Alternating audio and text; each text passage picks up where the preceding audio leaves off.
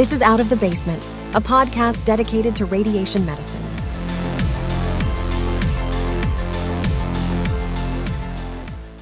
All right, I am Dr. Jason, back to crawling out of the basement in the mountains of Vermont for another episode of RVU-U, very aptly named because I want to talk about everyone's favorite benchmarking or average RVUs per year per radiation oncologist.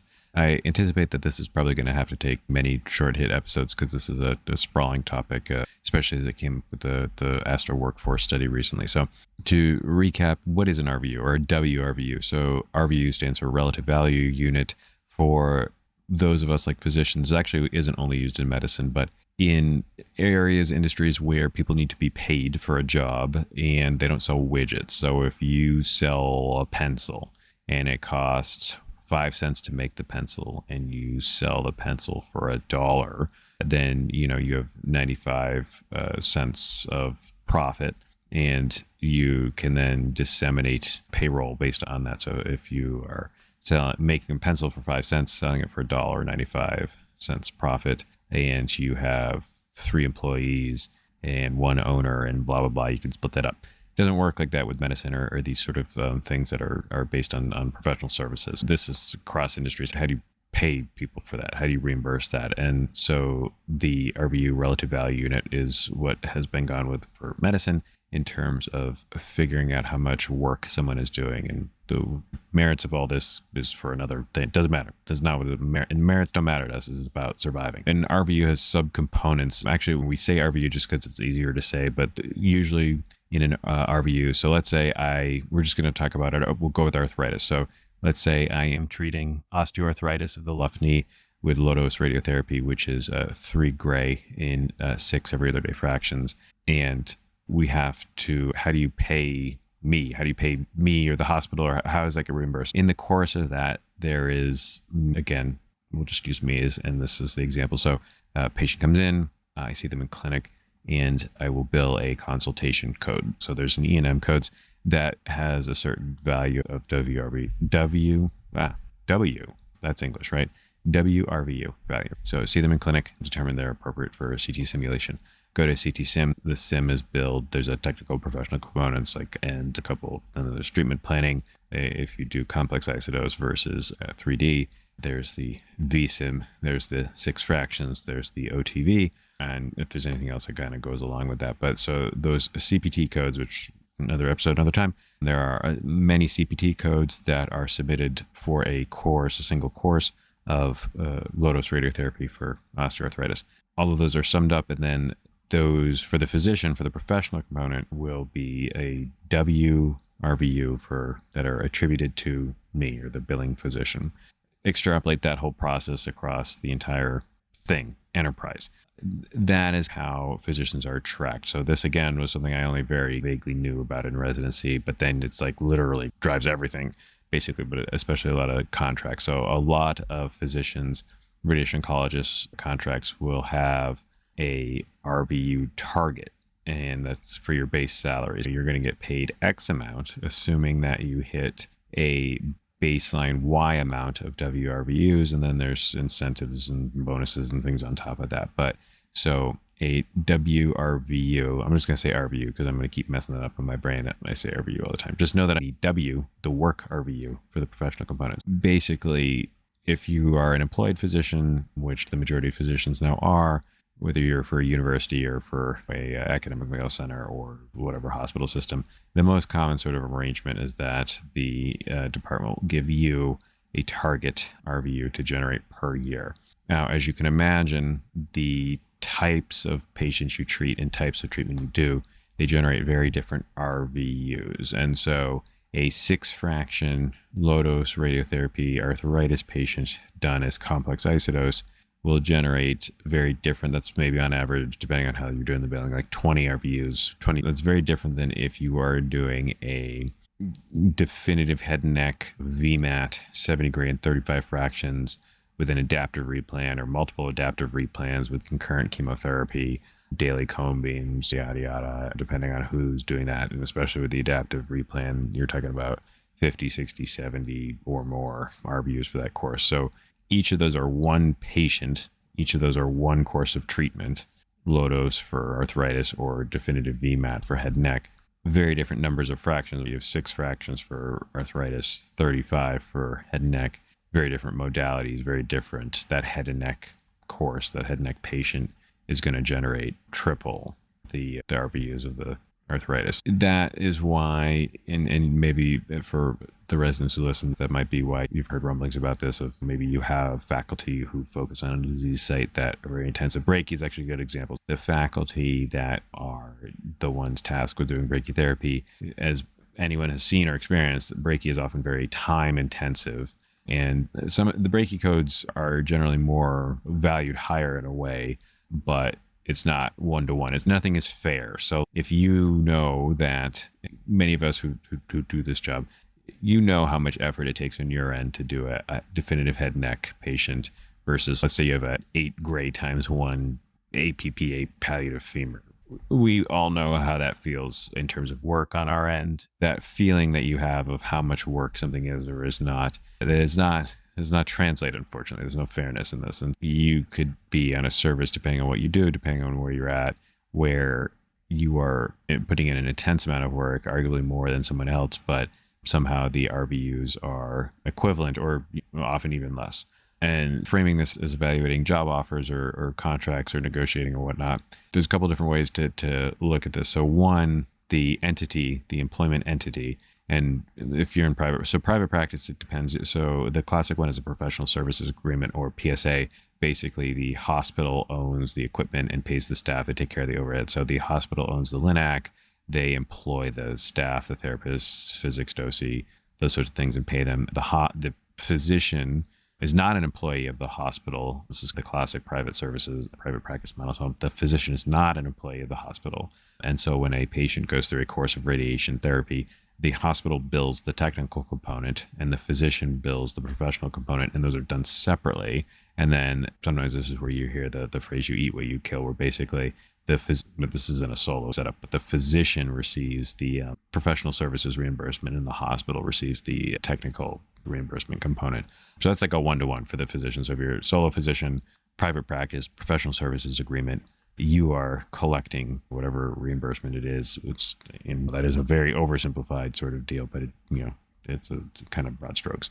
And whereas for an academic job or with a hospital, the department was going to do some alchemy on there. And if you were presented with a job offer and they give you the contract, they're going to give you usually a RVU target.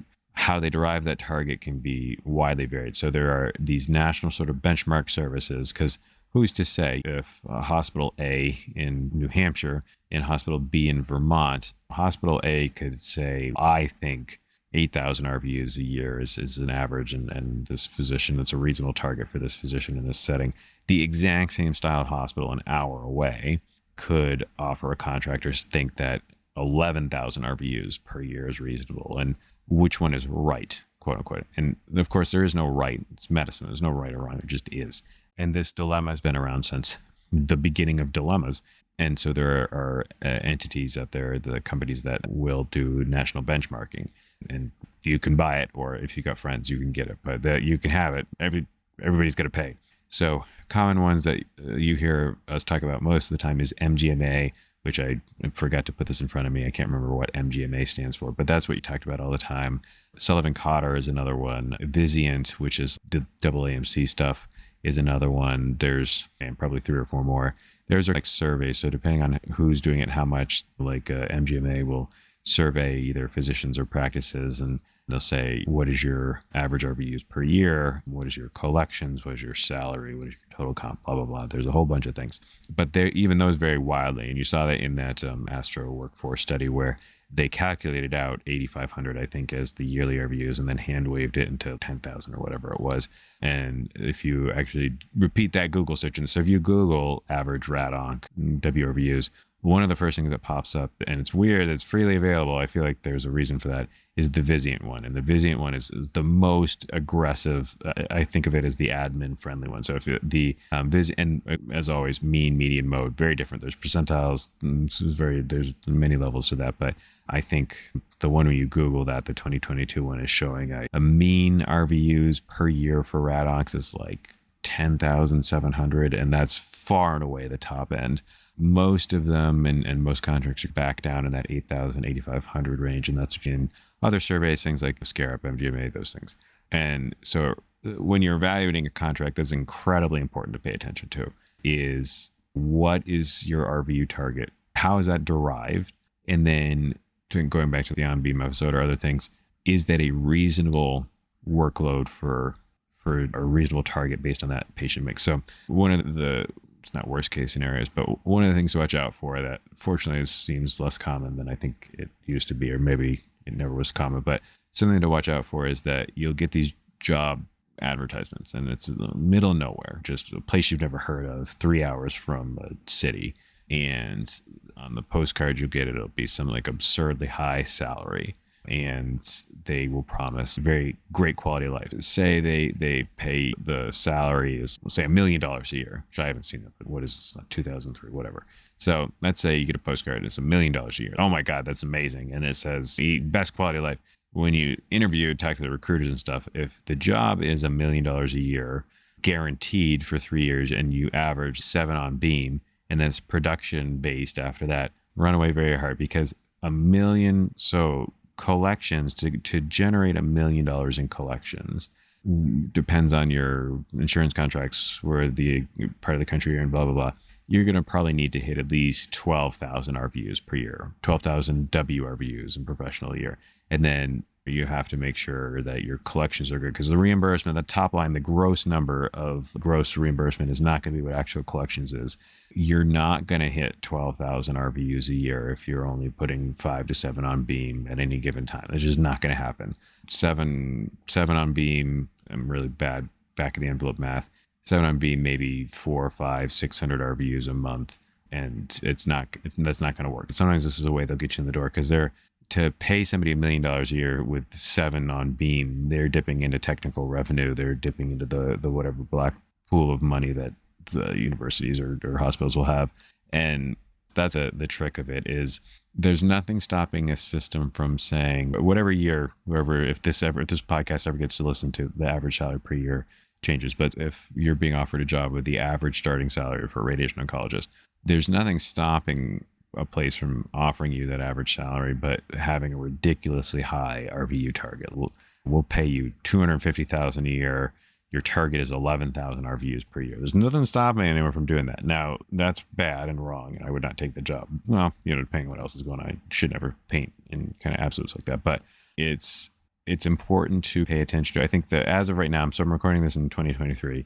I think a very common sort of target for academic medical center jobs, or average jobs, average gigs, you want to be leery of anything that's asking for more than a base of 8,000, 9,000 RVUs. Again, it's very variable, but that 9,000 is pretty common for a place that's going to have a generalist in the teens. Those are all kind of very reasonable. If they are asking you to hit 11, 12, 13, 14,000, and it's not a private practice, the salary better be very high. You better have a lot of support staff or things in place, or be very good at what you do, because that's going to be rough. Conversely, it's probably going to be uncommon to find a job where we're going to pay you $750,000 a year and your RVU target is 3,000 RVUs. I don't think that exists either. Maybe it does. I don't know. And the other thing is figure out how they're getting that number. Like UVM, for example, the University of Vermont, where I'm currently employed, they use Sullivan-Cotter for a lot of the things. So UVM will use Sullivan-Cotter for salary benchmarks, and their contract is very long about how they arrive at these sort of calculations. Whereas I'd have to see, I don't know what Dartmouth uses, but maybe Dartmouth uses MGMA or something else. But so that's in very broad strokes of how RVUs are used in a sort of practical way. There's national benchmarks, which usually you have to pay to see those national benchmarks. They're used by admin to set targets for their physicians, which are placed in the contract. That's how base salaries are made. And it's important to pay attention to what, if you're going to take a job, of what the RVU target is, what the patient mix is, and is that seem reasonable, especially if you're a resident and you are evaluating your first job. Please talk to your more senior friends of people who are out in practice and things, and ask them if that's a reasonable goal. Most of the time, organizations are generally reasonable. We can all debate about what reasonable even is. I haven't heard much horror stories of somebody trying to pull a fast one on somebody and giving a very high RVU target for like a very sleepy practice and an unreasonable sort of salary and stuff. That generally doesn't happen. It's shades of gray of maybe a hospital is using the aggressive Vizient RVUs, and then I think Vizient also has less. Vizient is very admin friendly, so higher RVUs, quote unquote averages, lower salary, quote unquote averages. That's how that's used, and then it's debatable about what is fair, what is reasonable, and none of this has any real answers. But really check with someone who has been out in practice for evaluating these sort of contracts, or evaluating in a job swap because sometimes it's hidden from people and they don't get to know these things, and to just really ascertain if that's reasonable. And then that could be a negotiating sort of thing. So if you're looking at your first job, everyone thinks about salary. There's other things there's many things. Anything can be negotiated. And so it's not just all about they're offering you salary X and you come back with asking for salary Y, but you could negotiate. And I've done this to a degree where, you don't negotiate the salary at all. Like the place will give you a salary and you say that's fine, but for that salary I want this RVU target or whatnot. These are just kind of things to think about, but I think really drill down into that is going to take me about 700 episodes. But yeah, anyway, I'm going to go crawl back into the basement. Thanks for joining us. Out of the basement, Photon Media, mountains of Vermont. Really humid today. All right, back to out.